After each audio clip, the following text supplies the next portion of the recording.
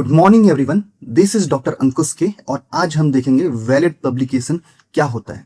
तो सबसे पहले हम देखें तो आईसीएन के अंदर दो रूल्स हैं।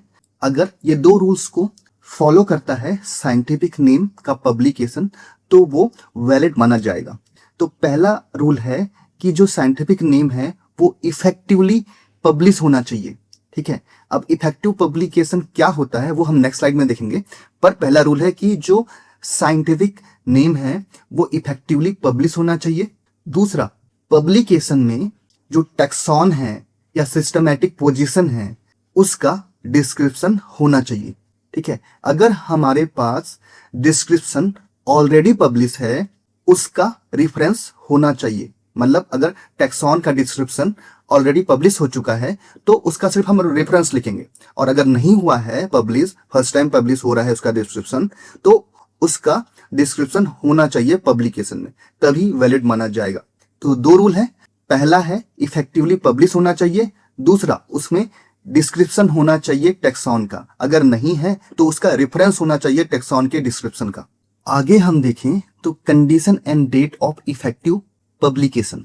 ठीक है, तो इसमें सबसे पहला जो रूल है वो इफेक्टिव पब्लिकेशन है।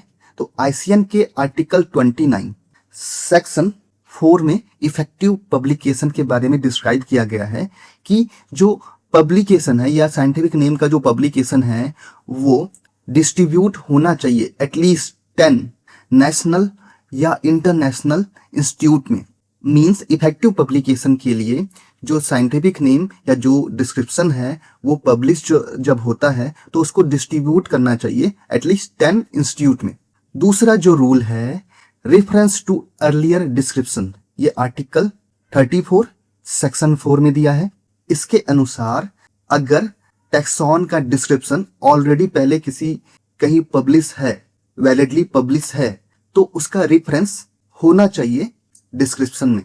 तीसरे रूल के बारे में हम अगर बात करें तो आर्थर अप्रूवल। ठीक है, मतलब कि अगर पहले से ही कोई नाम पब्लिश है, ऑलरेडी पब्लिश है, पर अभी के हिसाब से, प्रेजेंट के हिसाब से हम उसका नाम चेंज कर रहे हैं, ठीक है, नई डिस्कवरी कुछ हुई इस कारण उसका नाम चेंज कर रहे हैं या न्यू कॉम्बिनेशन ऑफ नेम बना रहे हैं, तो हमें आर्थर का अप्रूवल लेना पड़ेगा। जो ओरिजिनल आर्थर है जिसने पुराना नाम दिया है उसका अप्रूवल लेना पड़ेगा। ये आर्टिकल 34 सेक्शन 4 में दिया है। फिर फोर्थ रूल की बात करें इफेक्टिव पब्लिकेशन का, तो जो टैक्सॉन का डिस्क्रिप्शन है वो लैटिन में होना चाहिए।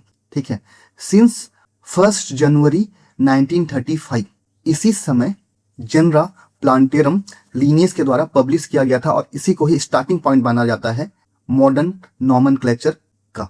मींस लैटिन में डिस्क्रिप्शन होना चाहिए सिस्टमैटिक पोजीशन का सिंस 1 जनवरी 1935। फिफ्थ और लास्ट देखें तो टाइप स्पेसिमेन। ठीक है, टाइप स्पेसिमेन मतलब जो नॉमेनक्लेचर टाइप स्पेसिमेन है वो डिजिग्नेट होना चाहिए, मतलब किसी रेफरेंस स्पेसिमेन से टैक्सोनॉमिकल डिस्क्रिप्शन या टैक्सॉन का नेम परमानेंटली अटैच होना चाहिए। और ये जो नियम है वो सिंस 1 जनवरी 1958 से लागू किया गया है।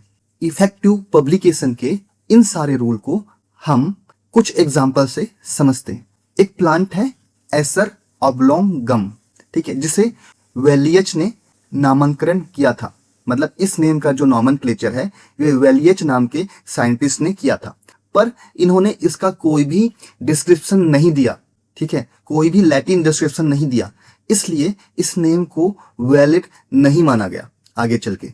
सेकेंड एग्जाम्पल हम देखें फेलेरिस अरुंडेनेंसी एल। ठीक है, ये नेम नॉमेनक्लेचर किया था कार्ल लिनियस ने अपनी बुक स्पीसीज प्लांटेरम में 1753 में, जहां पे उसका पूरा लैटिन डिस्क्रिप्शन दिया गया था, उसके टैक्सॉन का लैटिन में डिस्क्रिप्शन दिया गया था। इसी कारण ये जो नेम है वो एक लिजिटिमेट नेम है और वैलिड नेम है, क्योंकि इसको इफेक्टिवली पब्लिश किया गया था कार्ल लिनियस के बुक स्पीसीज प्लांटेरम में 1753 में।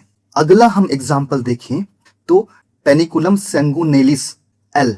ये एक ओल्ड नेम है प्लांट का, इस प्लांट का, जो दिया था कार्ल लिनियस ने, पर न्यू कॉम्बिनेशन के हिसाब से, न्यू डिस्कवरी के हिसाब से स्कोपोली नाम के साइंटिस्ट ने इसका नाम रखा डिजिटेरिया सैंगुनेलिस। डिजिटेरिया सैंगुनेलिस, एल जो है कोष्टक में आ गया और इनका नाम स्कोपोली का स्कोप इसके आगे लिखा गया एज अ रेफरेंस। मतलब इसमें क्या हो रहा है कि ओल्ड नेम को चेंज किया गया है, इसलिए ओरिजिनल ऑथर से परमिशन लेके, ठीक है, इसका नया नामकरण किया गया और ओरिजिनल जो ऑथर थे लीनियस, उनको डिनोट करता है ये एल, और न्यू कॉम्बिनेशन जो दिया था उन्होंने दिया था स्कोपोली ने, वो आगे उसका रेफरेंस लिखा जाता है स्कोप करके। तो इस प्रकार इफेक्टिवली पब्लिकेशन किया जाता है। तो ये है इस वीडियो का अंत। Thank you for watching this video.